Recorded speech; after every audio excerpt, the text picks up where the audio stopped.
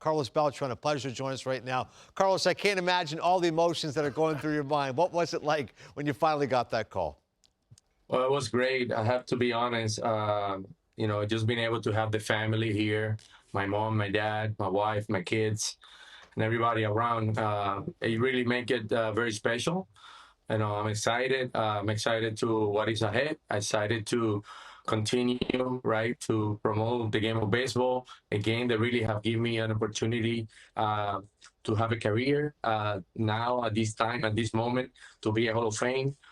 Proud for Puerto Rico, for the island that I represent. So No, I can see that emotion, man. I want to further that point in Puerto Rico, man. Everyone knows that country, how much they have loved baseball, and you continue that lineage, right? From Roberto Clemente now to Carlos Beltran. How meaningful is that to you?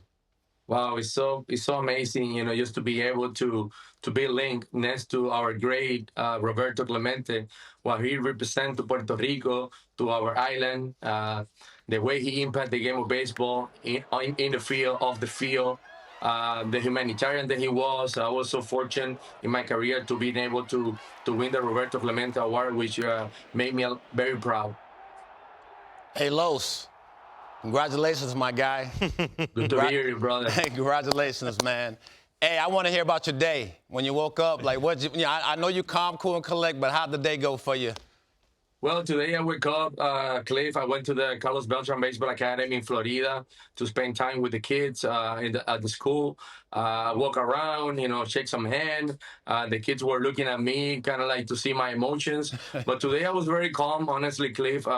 Being able to be in the ballot in the previous years, you just kind of like got a little bit of an experience how the process worked. And this year I felt that hopefully what's going to happen. Thanks God it did happen. And, I appreciate all the voters that give me the vote. You gave me so much of your time when I came over there. I didn't ask you, though, and I don't know if you thought about it yet. Which hat you thinking about wearing to the Hall? Well, there's no doubt, Cliff, that my best years in baseball, are in two teams, the Kansas City Royals and the New York Mets. That's a decision that I would love to sit down with my family, with Jessica, with my kids, and make a decision on that. I do really enjoy my time in New York. Now I work as an advisor for the Mets. So, there's a lot of weight, wearing the New York cap. I was going to say nothing against the Mets, but George Brett's the only Royal, though, so they will love you forever. They already love you in Kansas City, but they'll love you more, man. You go in there with the Royals hat. Yeah, you know what? Honestly speaking, when I was coming up in Kansas City, for a moment I thought about, wow, it would be so great to have a career in one team, one organization. In 2004, I was traded to the Houston Astros, and after that, after almost 5 years and a half in Kansas City, we didn't win. We didn't experience playoff. All of a sudden, I get to Houston. I experience playoff baseball. And after that, I went to New York with a 7-year contract. So, New York really invested in my career big time.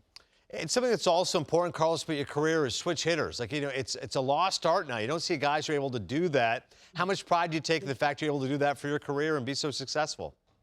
Well, you know what? I took a gamble when I was 19 years old. And when I was with the Kansas City Royals and Single A, and the coach in Single A was Kevin Long. And Kevin Long really, we spent a lot of time trying to figure out how to hit from the left side. And, one of the reasons what I do believe I make it into the Hall of Fame was because I was able to get that swing from the left side. And honestly speaking, Kevin Long is such a big part of my career as a baseball player. And I attribute to him, most of the success that I have received from the left side playing in the big leagues. Hey, Los, how cool is it to have another center fielder make it in the Hall as well, and Andruw Jones? We faced him a lot of times, and he took a lot of hits from us. But he was great. He was great. Hey, bro, I call him FaceTime because I was so happy to hear the news that he made it also into the Hall of Fame. I told him that I really enjoyed my time competing with him.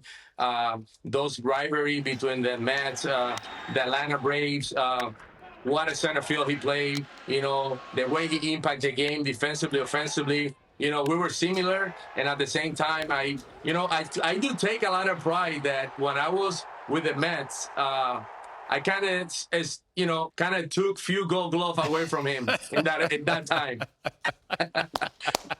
It's amazing to think, by the way, you were born one day after Andruw Jones. Yeah. So it's amazing how it all comes together. Awesome, Listen, man. Carl, I want you to go out there and celebrate, man. And I'm so happy you said it was with family, to mom, to dad, your beautiful wife, Jessica, the kids, and everybody. This is our last thought to you. Puerto Ricans in the Hall of Fame: Clemente, Cepeda, Alomar, Ivan Rodriguez, Edgar Martinez, who was raised in PR, and now yourself. Enjoy it, man.